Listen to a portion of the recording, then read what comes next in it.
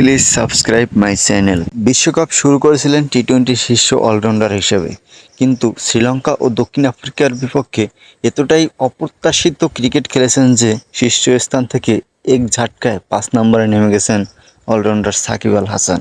বাংলাদেশের তারকা বাঁহাতি অলরাউন্ডার ক্যারিয়ারের এই এক যুগের মধ্যে সর্বনিম্ন র্যাঙ্কিং। সর্বশেষ 2012 সালের 25 সেপ্টেম্বর র্যাঙ্কিংয়ের 5-এ নেমেছিলেন সাকিব। তার 5 নম্বরে নেমে যাওয়ার দিনে অলরাউন্ডার হয়েছেন মোহাম্মদ নাবি।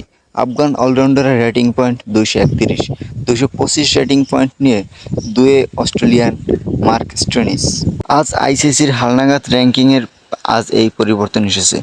সর্বশেষ সপ্তাহের র্যাঙ্কিংয়ে সাকিব শীর্ষে ছিলেন 223 রেটিং পয়েন্ট নিয়ে।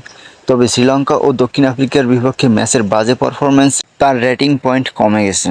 শ্রীলঙ্কার বিপক্ষে বল হাতে 3 ওভারে 30 রান দিয়েছেন উইকেট শূন্য ও ব্যাট হাতে 14 বলে 8 রান, এবং দক্ষিণ আফ্রিকার বিপক্ষে 1 ওভারে 6 রান উইকেট শূন্য ও ব্যাট হাতে 4 বলে 3 রান। টানা 2 ম্যাচে সাকিবের ব্যাটে বলে এমন অনুজ্জ্বল পারফরম্যান্সের কারণে সাকিবের রেটিং পয়েন্ট 15 কমে এখন 208। টি-20 বিশ্বকাপে না খেলে জিম্বাবুয়ের সিকান্দার রাজাও তার উপরে।